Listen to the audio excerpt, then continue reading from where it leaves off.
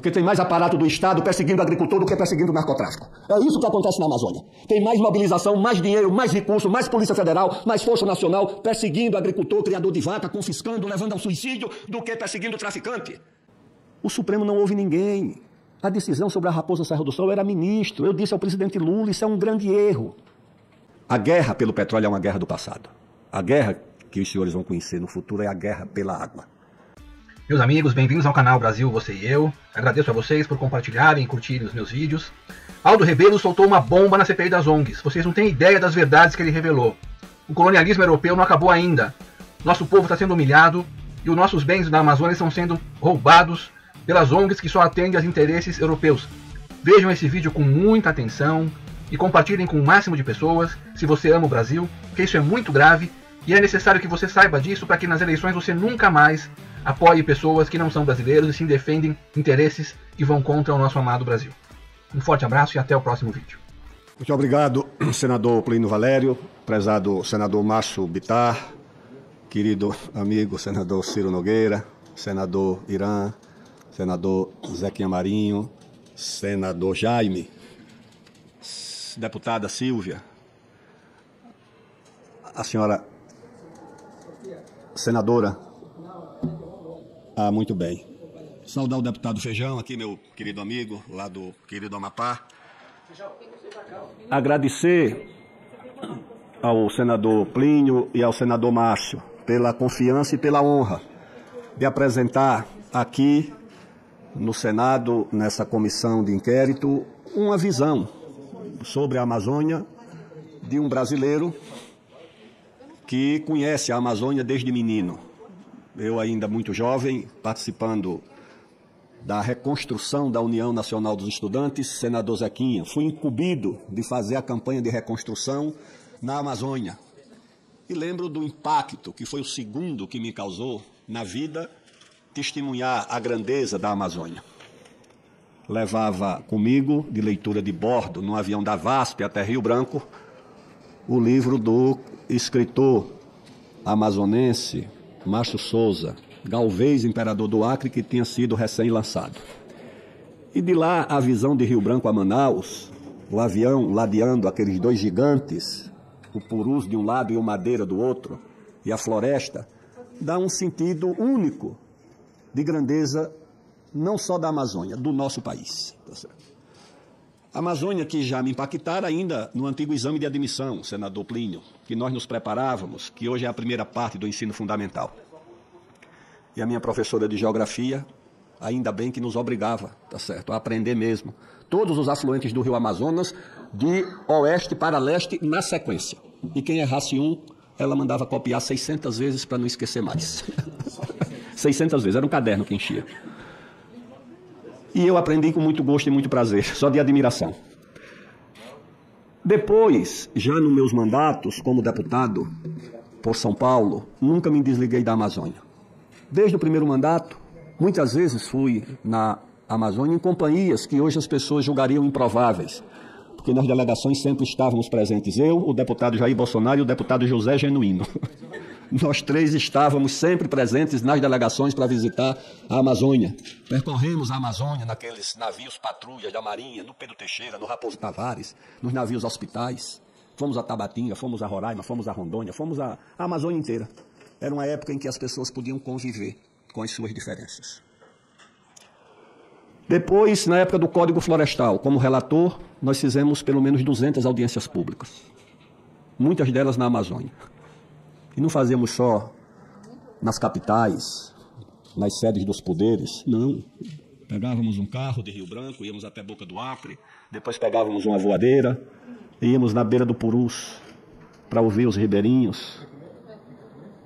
Fomos lá em Roraima, na Serra do Tepequém, lá na divisa com a Venezuela, para descobrir ali que aquela área de Roraima é garimpo, desde a época dos ingleses, do século XIX, que ali já era garimpo dos ingleses.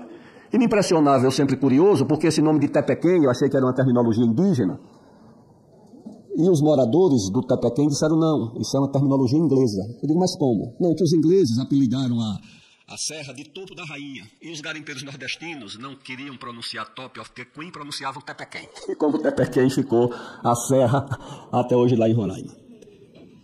E, recentemente, aí como ministro, eu fui várias vezes, como ministro do esporte, levamos equipamentos lá para São Gabriel da Cachoeira, para a Cabeça do Cachorro. Como ministro da Ciência e Tecnologia, inauguramos o primeiro trecho de infovias fluviais.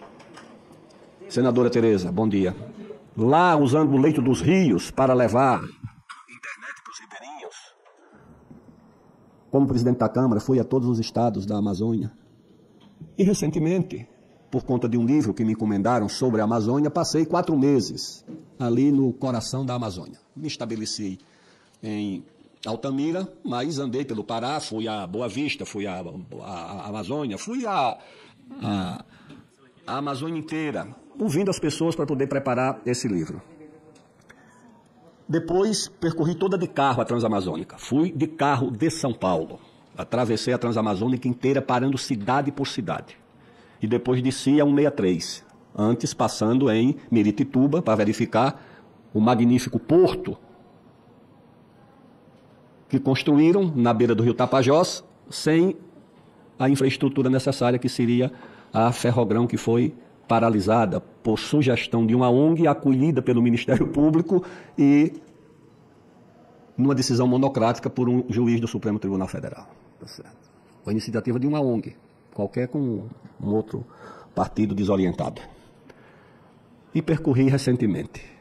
E o que eu posso dizer, assim, na minha visão de 40 anos visitando a Amazônia, é que me surpreende negativamente a situação que eu percebi. A Amazônia hoje, principalmente aquela Amazônia profunda, é uma área do nosso país onde convivem 3 estados paralelos. O estado oficial das prefeituras, dos estados, da União, com suas agências e os seus órgãos. Esse é o estado oficial, anêmico, deficitário em tudo.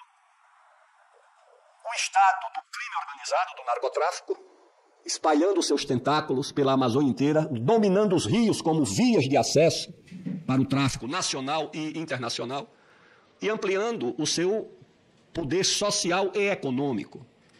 Conversando com uma autoridade importante do Amazonas, ele me disse, 2 meses, disse, olha, na fronteira do Amazonas com a Colômbia e o Peru, o prefeito me disse que já não é mais o maior empregador do município, perdeu esse posto para o narcotráfico. Se você anda nas ruas de Altamira, uma cidade de 120 mil habitantes, tem lá uma orla banhada pelo rio Xingu, e eu caminhava ali quase toda tarde. A cada 100 metros, senador Zequinho, o senhor encontra uma pichação, cobrindo outra pichação, cobrindo outra pichação. É uma pichação do Comando Vermelho, coberta por uma outra do PCC, por uma outra da Família Norte, a cada 100 metros. E toda semana, as notícias de que jovens e mais jovens são trucidados nas chacinas e nos enfrentamentos entre o crime organizado. E quando você olha para a cidade, percorre a cidade, o aparato repressivo do Estado brasileiro, helicópteros, Polícia Federal, IBAMA, Força Nacional, viaturas, parece uma cidade em guerra. Quando você pergunta, qual a finalidade desse aparato? É para combater esse crime organizado? Não! Esse aparato todo está ali montado para ir atrás de um sujeito que está criando uma vaca, plantando uma roça de milho, criando uma cabra ou criando uma roça de cacau. É para isso que o Estado brasileiro mobiliza esse aparato. Que eu vi pela primeira vez em 2010, numa audiência em Novo Progresso. Quando nós tentamos descer em Novo Progresso, a pista de terra, uma pequena pista de terra, no motor, tentando descer, a pista estava ocupada por um rebanho de vaquinhas, espantadas com a aproximação do avião. O avião deu 2 rasantes para afastar as vaquinhas e nós pousamos. Eu perguntei lá, prefeito, e essas vacas? Não, essas vacas são as vacas piratas do ministro Mink, que mandou apreender aqui. Tá certo. E quando você chegava na reunião, lá no lugar que a igreja nos destinou, tinham centenas de famílias apavoradas, em pânico. Senhoras e senhores, eu lembrei de uma cena da minha infância, da Guerra do Vietnã.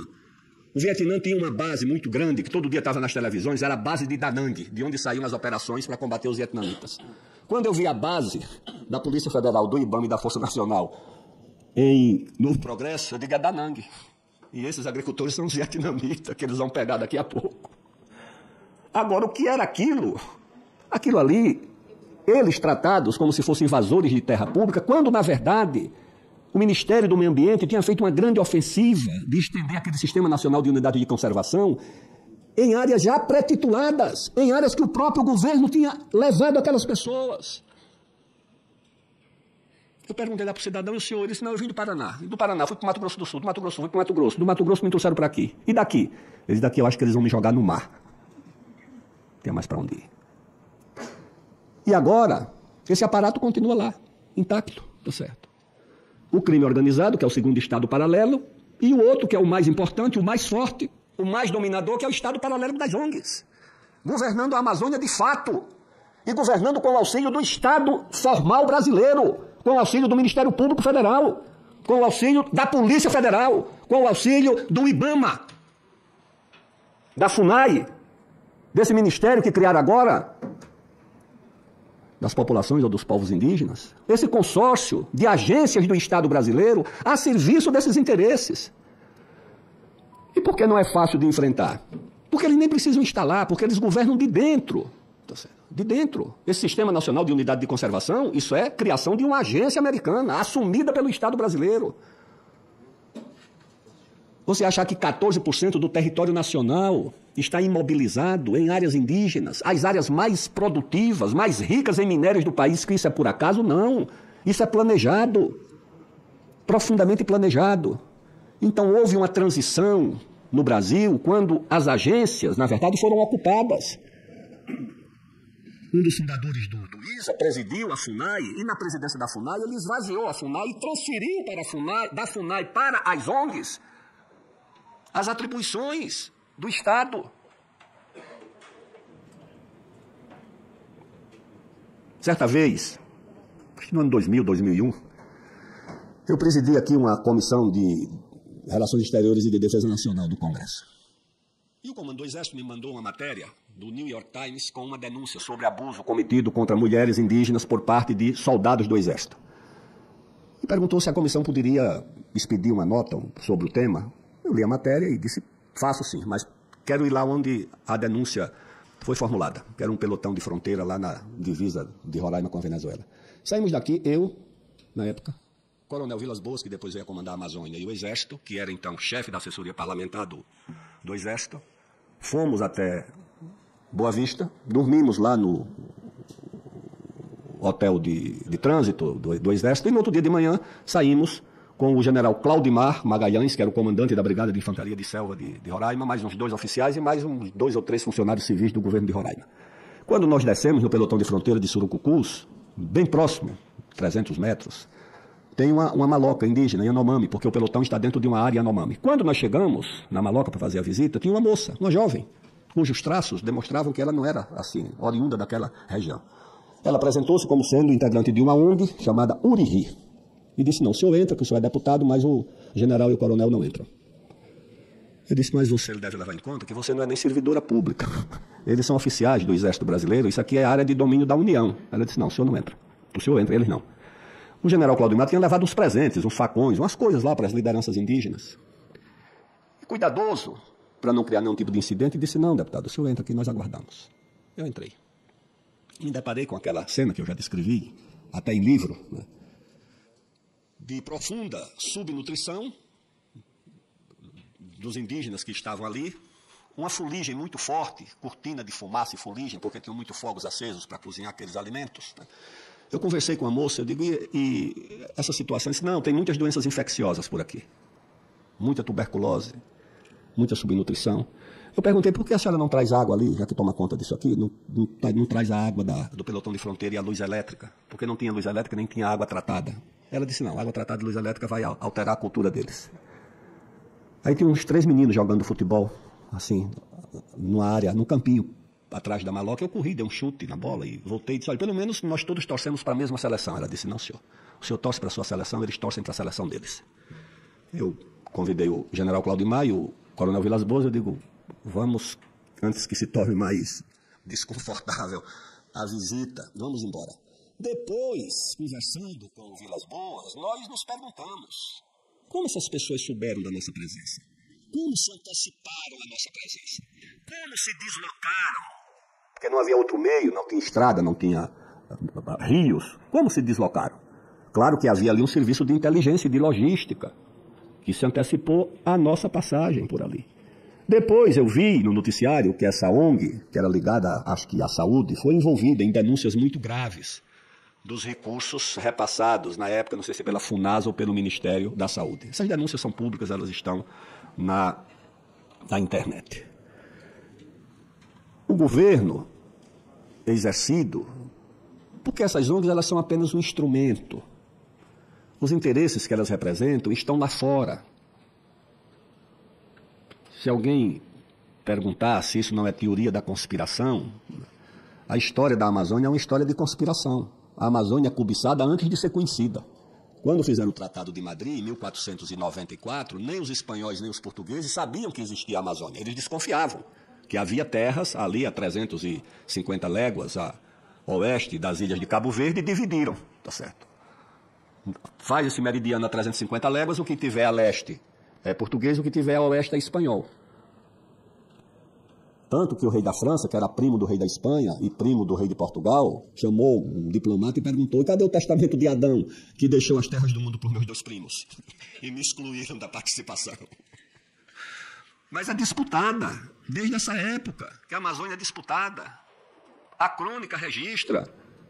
Tem livros clássicos escritos por amazônidas ilustres, cultos, bem informados, como o Leandro Tocantins, que escreveu a história do Acre, o Arthur César Ferreira Reis, que escreveu, inclusive, a história dessa cobiça, que dá os detalhes de como os holandeses, os ingleses, os franceses, os espanhóis.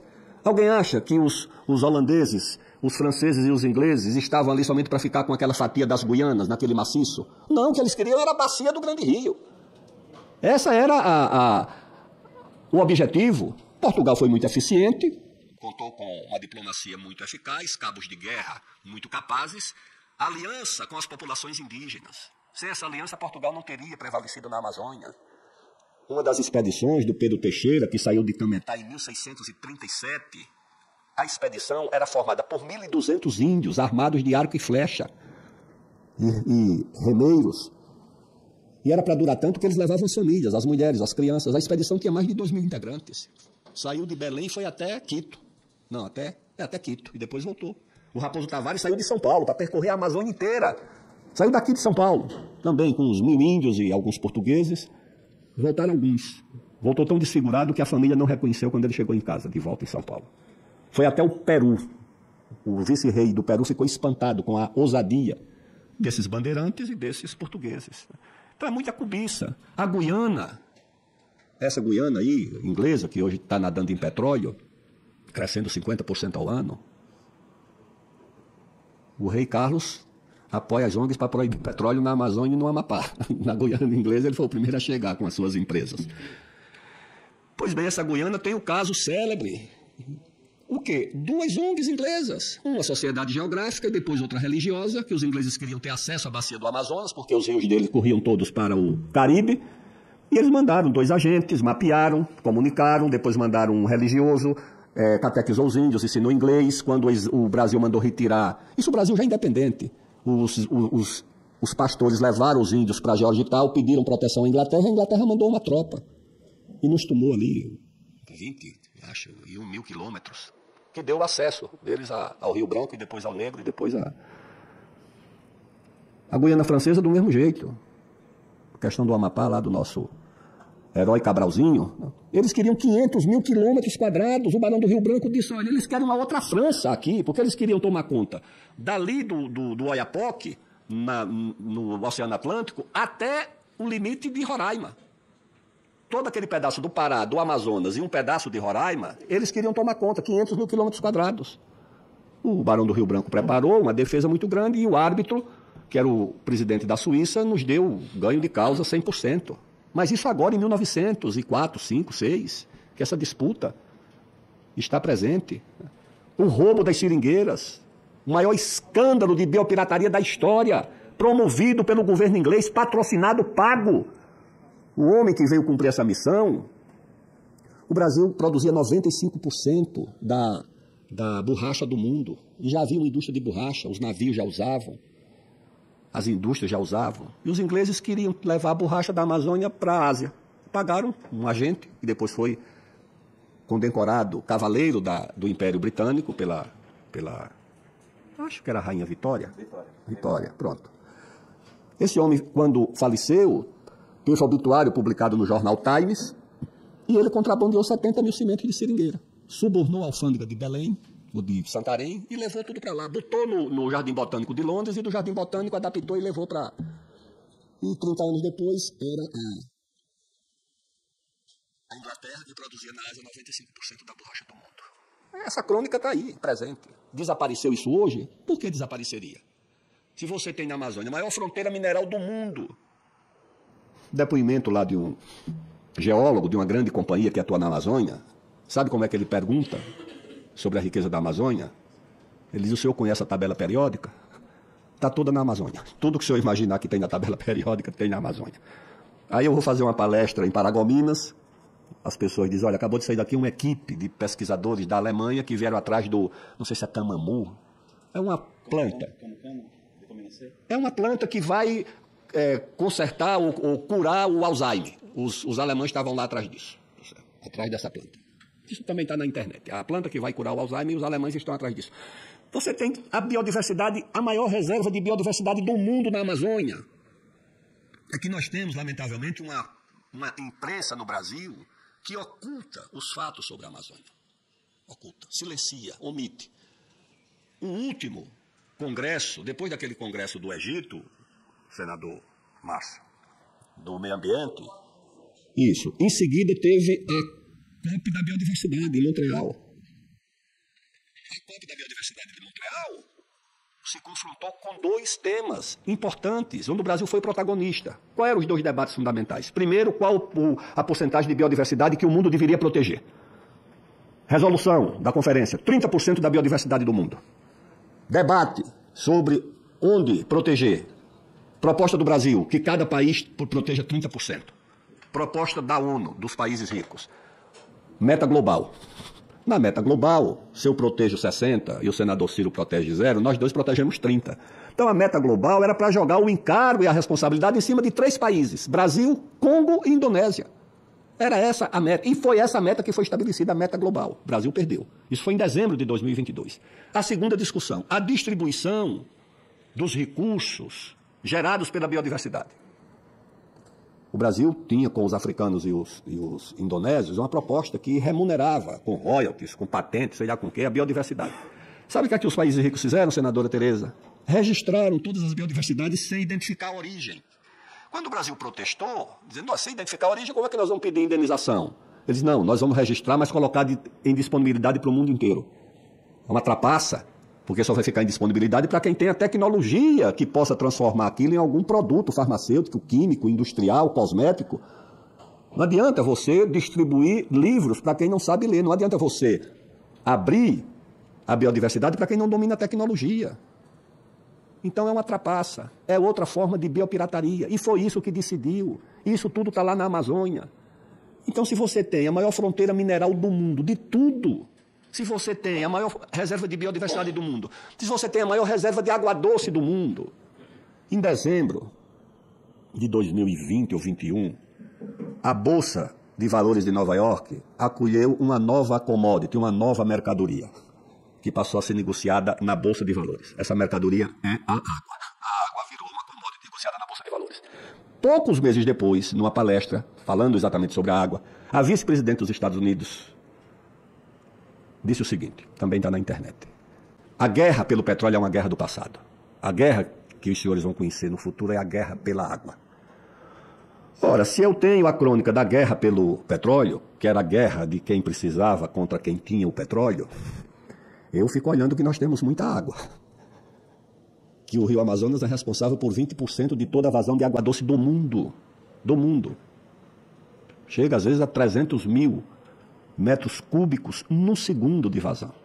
E os outros rios também têm vazão extraordinária. Você tem ali o maior reservatório, o Walter do Chão, que é maior do que o Guarani, dá 2 vezes esse Guarani aqui. O aquífero é o maior do mundo. Você tem nas estações chuvosas, senador Ciro, 350 mil quilômetros de água doce de superfície na Amazônia. Você tem mais do que um estado de São Paulo, mais do que a Itália, mais do que a Alemanha, de água doce de superfície. Alguém olha e acha que isso, quando o mundo está vivendo uma escassez que vai atingir a agricultura, os estudos da FAO já estão apontando que 3 grandes regiões produtoras de grãos, que são as planícies americanas, grandes produtoras de grãos, a planície norte da China, e tem uma terceira área também muito produtora de grãos, está sofrendo uma crescente escassez de água. E sem água não há agricultura. Não há agricultura sem água. E a água está na Amazônia. E a floresta tropical está na Amazônia. Então isso tudo se explica por essa diplomacia, que os países ricos têm uma diplomacia especial das terras raras, dos minérios. O presidente Biden disse lá numa reunião na Indonésia, lá numa ilha de Bali, que contra o monopólio das terras raras, desses minérios raros, por parte da China, e em parte da Rússia, e pela insegurança jurídica da África, o caminho era o Brasil. O Brasil tem minérios importantes para essa indústria de alta tecnologia. E o Brasil, infelizmente, não tem consciência da importância, da relevância, e acha que isso tudo é pelo meio ambiente. Claro que há um problema do meio ambiente no mundo, e no Brasil também, mas não é pelo meio ambiente que a Amazônia está em evidência, que a Amazônia está no centro da polêmica, do debate. Não é pelo meio ambiente que eles estão trazendo essa conferência do clima lá para Belém. Não é, como diria o grande padre Antônio Vieira, não é pelo nosso bem, é pelos nossos bens. Tá certo? É uma distinção singular, mas muito importante. Há que diferenciar aqueles que estão aqui em busca do nosso bem, que são sempre bem-vindos, acolhidos, daqueles que estão aqui em busca dos nossos bens. E a Amazônia é essa região, né, governada, observada, olhada por centenas de ONGs poderosíssimas, com muitos recursos, conscientes da sua tarefa, da sua missão. Agora eu vi que o BNDES anunciou que já há 5,3 bilhões de depósito no Fundo Amazônia. Agora veja só, o Fundo Amazônia foi criado pelo governo brasileiro, pelo Estado brasileiro, mas é administrado pelas ONGs. Eu integrei o Conselho de Administração do BNDES. Certa vez, pedi ao diretor responsável pelo fundo que me apresentassem os pareceres que autorizavam a transferência desses fundos, as decisões. Ele me disse, não é o banco que decide, é um comitê, onde quem mais influencia é um diplomata da Noruega, exclusivamente no Brasil, para cuidar desse fundo. E os senhores podem entrar na página da internet do Fundo Amazônia, está lá, em inglês e português. O Brasil cuida e o mundo financia, o mundo apoia, o mundo paga. E quando você vai ver, o que é que tem lá? A agenda para a destinação do fundo. É só essa agenda global do meio ambiente. Mas a Amazônia, senhoras e senhores, é a região onde há os piores indicadores sociais do Brasil. Os maiores índices de mortalidade infantil, as maiores taxas de analfabetismo, de doenças infecciosas, o menor índice de fornecimento de serviços essenciais como água tratada, luz elétrica, saneamento básico. Você anda nas ruas das cidades da Amazônia, não há saneamento. Há um centavo sequer destinado para essa finalidade, para dar saneamento básico? Não há um centavo. Para a saúde, não há um centavo. Para desenvolver, para elevar o padrão de vida dessas pessoas? Não. É exclusivamente para essa agenda de interesses internacionais. Situação de pobreza. Uma vez, descendo o rio Purus, vi um grupo de crianças saindo de uma canoa, perguntei para o rapaz da voadeira, para o piloto, o que é aquilo? Eles são uma escola. Eu digo, eu quero ver. Paramos lá na beira do Purus, no estado do Amazonas. Subimos lá a ribanceira, 50, 100 metros estava a escola. Cheguei na escola, apresentou-se um jovem, seu professor. Um lugarzinho, um quarto dessa sala aqui, da CPI. Um colchão no chão, muito toco de vela. Aí eu disse, que escola não tem luz elétrica? Essas velas que eu sou seguro a gente para a noite. A luz das velas. Olhei na parede, a ideia de um professor muito aplicado, cheio de cartaz, de cartolina, aula de história, geografia. Escola multicurso, né, multissérie, como se diz. Vi também que a escola não tinha água tratada nem encanada, embora tivesse a 100 metros de um dos maiores rios do mundo. Eu voltei ao MEC, perguntei lá para uma assessora do MEC, eu digo, e essa situação? Eu disse, não, são milhares dessas escolas, todas na Amazônia. Agora, dessa vez, foi no Rio Xingu. Eu estava passando pelo Rio Xingu, olhei e digo que era uma escola. Quero ver a escola. Era um fim de semana, a professora não estava. Mas eu perguntei aqui. Não, aqui é uma professora. Ela vive e mora aqui, dentro da selva. Ela dorme sozinha. Uma menina, a professora, dorme sozinha ali dentro da selva. Eu digo, só pode a mão de Deus proteger essa moça, numa situação daquela. Há alguma ONG preocupada com essa situação de escolas sem água, sem luz, multicurso, multissérie, falta de tratamento, nas aldeias não tem água tratada, não tem luz elétrica? Há uma ONG preocupada com isso, com saneamento básico em todas as cidades da Amazônia, inclusive nas capitais. Eu não sei, Feijão, qual é o índice de saneamento da cidade de Macapá, não sei. 3%, pois é. Isso é elevado, para a média da Amazônia é elevado. Belém 3,67. Pois é. Porto Velho 4. É isso.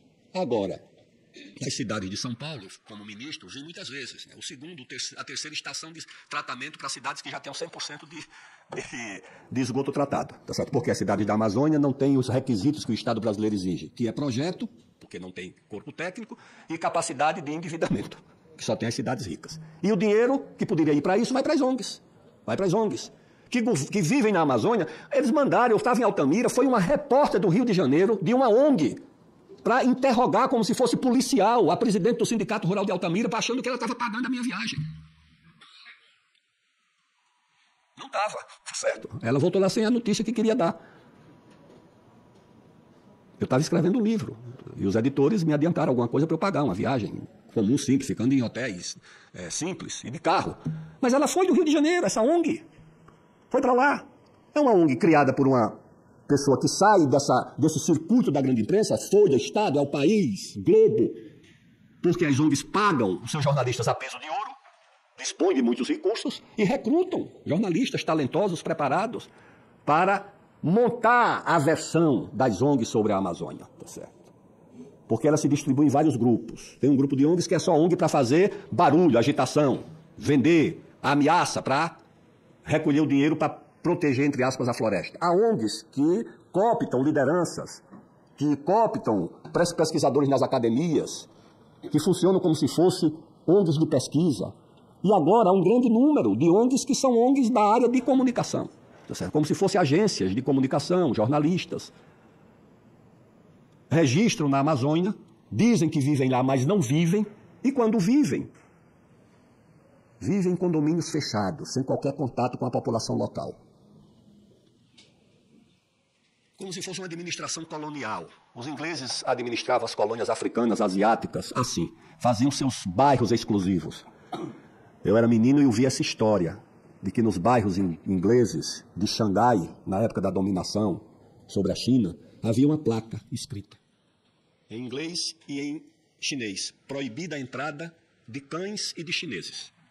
Depois disso, no filme chamado A Fúria do Dragão, daquele Bruce Lee, tem uma cena que ele, nessa Xangai ocupada, tenta entrar num parque, e quando ele tenta entrar no parque, o guarda aponta a placa. E na placa está lá escrito, né, em inglês, proibida a entrada de cães e chineses, e em mandarim. E ele, numa reação patriótica, num golpe mortal de arte marcial, destrói a placa. Eu fiquei pensando, falta um Kung Fu na Amazônia, um Bruce Lee na Amazônia, para enfrentar essa situação. Então, o que eu vejo é que essas ONGs governam a Amazônia, não só de lá, mas a partir do próprio Estado brasileiro. Tá certo? Com a lei, com as normas que eles criaram. Um deles é esse Sistema Nacional de Unidade de Conservação. O outro é essa política de demarcação dessas áreas indígenas, que eu tentei, na época de deputado, com o deputado saudoso Ibsen Pinheiro, trazer de volta para o Congresso essa atribuição. Porque o Congresso ouve. O Supremo não ouve ninguém. A decisão sobre a Raposa Serra do Sol era ministro. Eu disse ao presidente Lula, isso é um grande erro. Copiei a frase do estadista francês. Esse presidente é pior do que um crime. É um erro. Mas, por pressão internacional e por uma decisão do Supremo, foi feita essa demarcação em área contínua que os índios não queriam. Eu tive lá várias vezes. Mas o ministro do Supremo que decidiu, ele não foi lá nenhuma vez. Decidiu sem ouvir ninguém. O Congresso, pelo menos, tem a tradição e os instrumentos para ouvir as pessoas que o Supremo não tem. E você tem uma anomalia no direito brasileiro, que é uma autarquia poder subtrair áreas de um ente federativo sem consultar ninguém.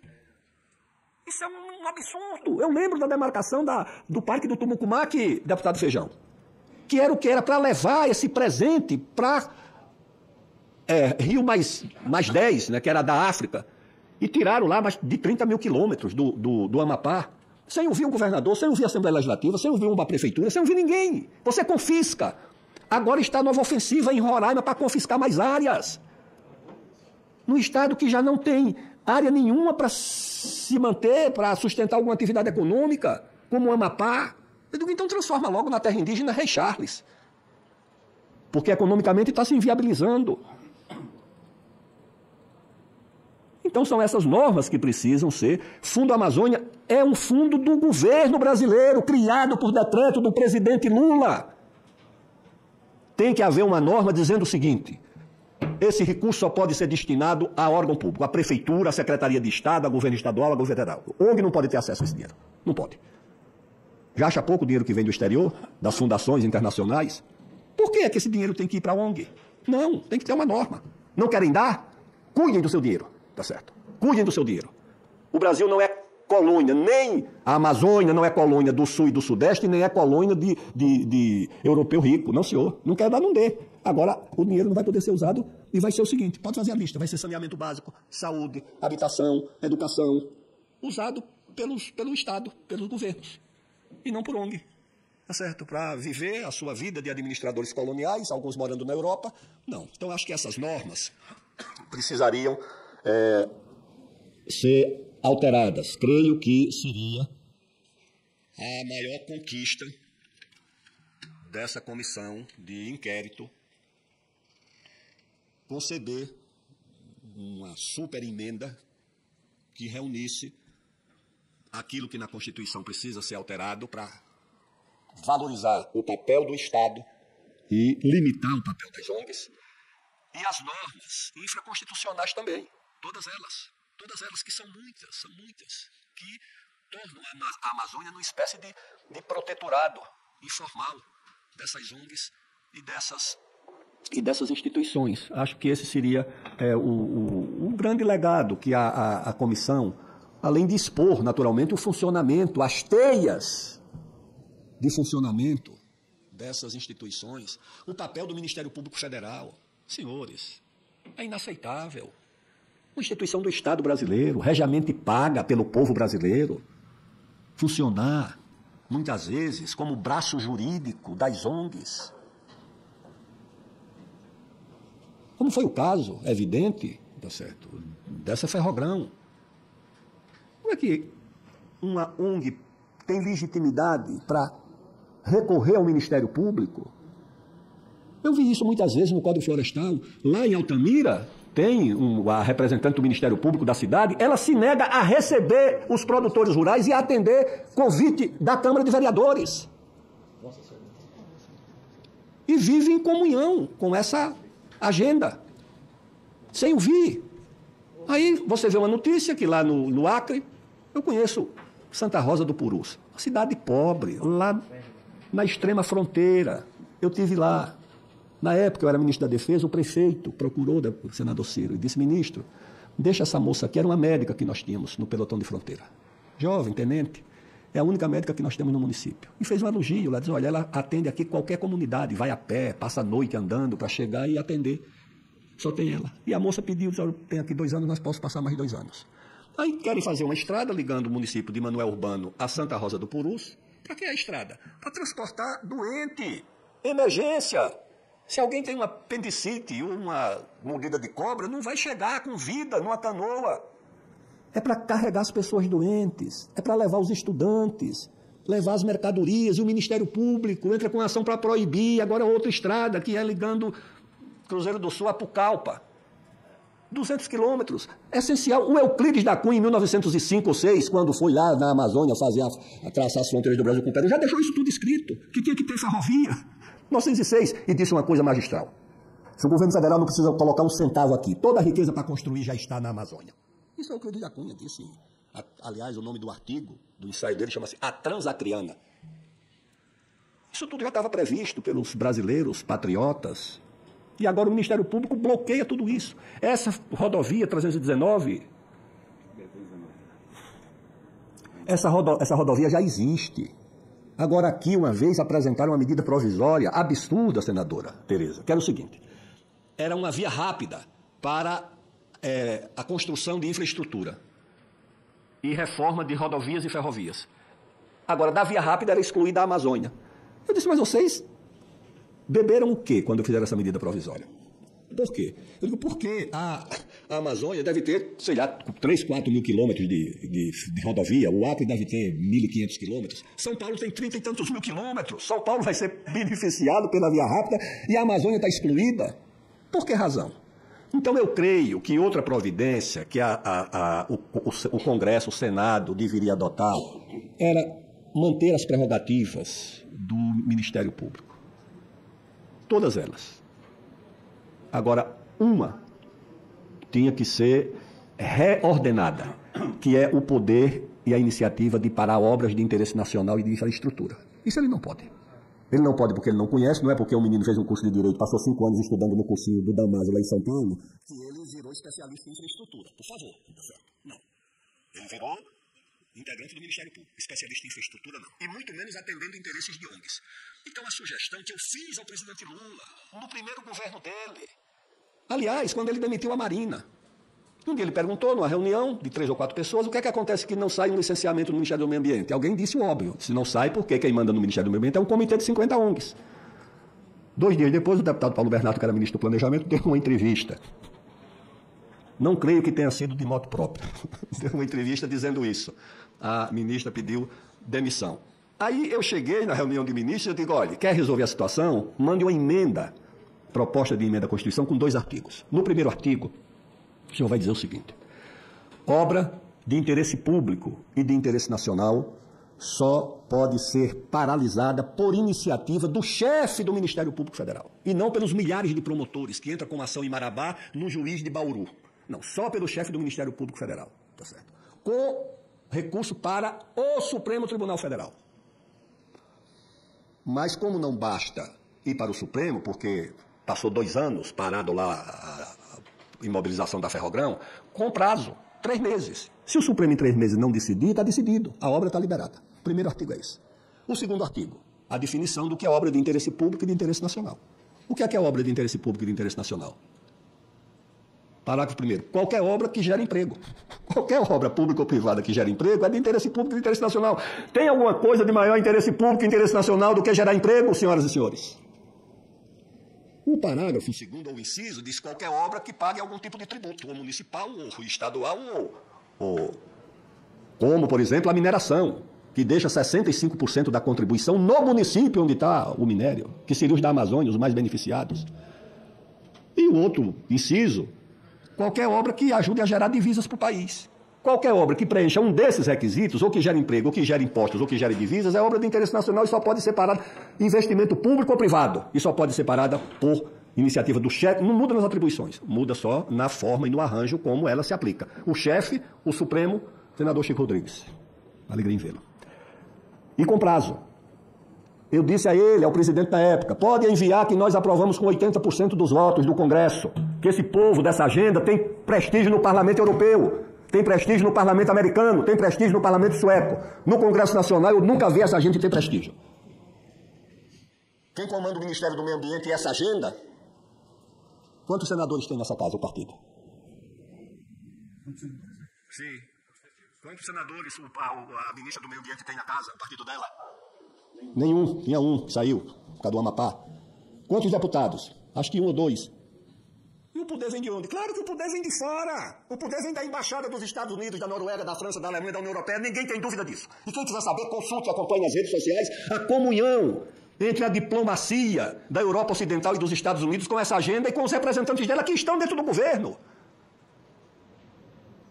É uma relação de certa promiscuidade política, de certa perda do pudor que o servidor público deve ter. Não deve se expor em determinadas reuniões com agentes estrangeiros, com representantes estrangeiros. Deve ter cuidado. Lamentavelmente, muitos dos que estão nesse governo não têm esse cuidado. Acho que perderam completamente o limite, uma parte do pudor que deve conduzir a vida de homens e mulheres que têm função pública na relação com os estrangeiros. É isso que eu vejo nas redes sociais. Então, o Congresso pode fazer isso.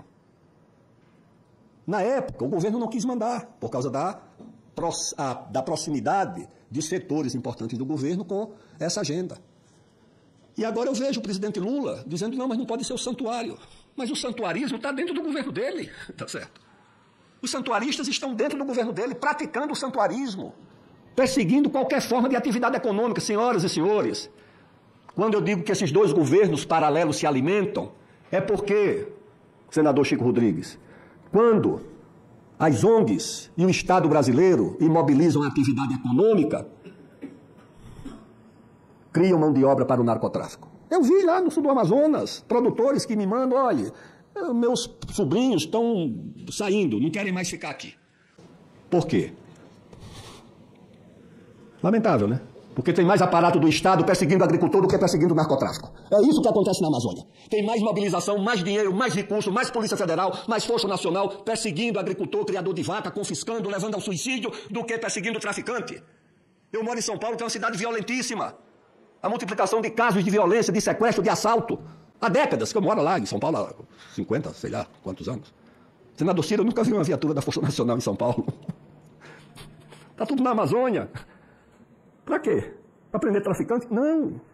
É atrás do agricultorzinho. É isso que acontece. Infelizmente é isso. Então é de se perguntar ao governo brasileiro, vai deixar que essas ONGs operem na Amazônia, perseguindo brasileiros que estão lá? E o objetivo é muito claro, não é por acaso. Numa dessas viagens pelo Rio Xingu, eu ia com um sargento que permaneceu 30 anos no Exército. E ele era piloto de voadeira, batia a Amazônia inteira. Saía de Altamira, ia até Manaus, saía de Manaus, ia a Santana, Macapá, Belém, só com o Exército. Ele me disse, olha, há 20 anos havia pelo menos o dobro de ribeirinhos vivendo na Amazônia. A política é de desantropização. Não pode ter regularização fundiária, porque a regularização fundiária consolida a presença demográfica. Não pode ter atividade econômica, não pode, essa coisa dos garimpeiros. Transformar o garimpeiro numa atividade criminosa. Eu era o presidente da Câmara, senador Irã, quando eu recebi aqui um projeto do governo do presidente Lula. Sabe como era que chamava o projeto? Você era deputado, Chico. Estatuto do Garimpeiro. Esse estatuto foi enviado pelo governo do presidente Lula, em obediência ao artigo 174 da Constituição. No Estatuto do Garimpeiro está escrito lá no artigo 3º ou 5º que o governo deve priorizar a concessão de lavra para o garimpo individual, familiar ou em cooperativa. Está lá na lei. E o que é que os governos fizeram? O último, porque tem também na lei a previsão de reserva garimpeira. A última foi o presidente Figueiredo que fez para alocar os garimpeiros que saíram de Serra Pelada. O que é que o governo fez? Ministro do Meio Ambiente transformou essa área em unidade de conservação. Não se criou uma unidade para o trabalho desses brasileiros. Quando todo mundo sabe que ali na Amazônia a atividade de garimpo existe há muito tempo, no Brasil inteiro. Os americanos devem a Califórnia aos garimpeiros. Os garimpeiros fundaram Cuiabá, os garimpeiros fundaram Goiás Velho, os garimpeiros foram para o Mato Grosso, os garimpeiros saíram pelo mundo afora. Então, criminalizar por quê? Se tem garimpeiro criminoso, trate como criminoso. Se tem médico criminoso, trate como criminoso. Se tem advogado criminoso, trate como criminoso. Agora eu não vi ninguém criminalizar toda uma categoria humana por conta do crime de 1, 2 ou 3, tá certo? Sabe por que é? É porque os 900, 600 mil garimpeiros que tem na Amazônia, tá certo? Não são objeto de compra de ONGs. Essa é uma diferença que faz. Não estão à venda para as ONGs. E é um tipo humano que conhece a região inteira. Eu falei para o pessoal do Ministério da Justiça, cuidado, vocês querem resolver um problema, mas cuidado com o que vocês vão fazer depois, tá certo? Para esses garimpeiros não serem recrutados para atividade criminosa. É preciso ter cuidado com isso. E acho que o cuidado não deve ser só da Amazônia ou dos amazônidas, que vivem lá, lutando com muita dificuldade. Isso deve ser um cuidado do Brasil, das instituições nacionais. E, em primeiro lugar, do Congresso Nacional, já que nesse atual governo, a agenda da Amazônia, infelizmente, não nos dá nenhum tipo de expectativa e nem de esperança. É preciso cuidar agora, cuidar da agenda da COP que vem aí, tá certo? Porque isso... A primeira conferência do clima, eu vou dizer isso e encerrar. A primeira conferência do clima foi a Conferência de Estocolmo de 1972. Foi a primeira conferência do meio ambiente da ONU. O governo militar designou para chefe da delegação um brasileiro ilustre, um diplomata reconhecido, respeitado, tinha sido ministro das Relações Exteriores do presidente João Goulart. Não foi cassado, permaneceu, era embaixador do Brasil da ONU e foi designado. Na primeira reunião, quando o embaixador americano, que era um homem também muito preparado, muito ilustre, apresentou a agenda, disse não, essa agenda é a agenda do meio ambiente sem uma coisa que o Brasil julga essencial, que é o desenvolvimento. Ou é meio ambiente e desenvolvimento ou não tem a conferência. A discussão foi dura, os diplomatas chegaram a se levantar das próprias cadeiras para um entreveiro mais sério. Mas o Brasil venceu. E a agenda teve que ser a agenda do meio ambiente e do desenvolvimento. E ele cunhou uma expressão atualíssima. Ele disse que vocês não querem, não é a questão do meio ambiente. O que vocês querem é o congelamento do poder mundial. Essa foi a frase do embaixador Araújo Castro. Congelamento do poder mundial. Tem livros sobre isso. O congelamento do poder mundial ainda permanece. Porque o nosso vizinho mais importante, mais rico, mais poderoso, já está numa disputa dura com a Ásia, com a China. Tudo é disputado, o microchip é disputado, o processador é disputado, o 5G é disputado, e o Brasil no meio dessa disputa. Agora, senhoras e senhores, imaginem uma China aqui no hemisfério americano. Não basta uma na Ásia, vai ter uma aqui, porque o Brasil desenvolvido não vai ser uma Suíça. Não vai ser uma coisa pequena, uma Dinamarca, uma Holanda. O Brasil desenvolvido é um gigante, que amedronta, que intimida. Então é preciso congelar. E onde é que está a fronteira promissora da redenção da nossa pátria, senhores? Está na Amazônia, nos recursos da Amazônia, nas terras da Amazônia, que, como disse alguém lá no século XIX, tá certo, é coisa que não se fabrica mais. Perguntaram ao escritor Mark Twain, devo investir em que? Ele se viste em terra, que é coisa que não se fabrica mais. Então é isso. O mundo no ano passado fabricou milhões de celulares, de aviões, de televisores, mas o mundo não fabricou nenhum hectare de terra, tá certo? Quem tem, tem. E o Brasil tem muita. Muito obrigado.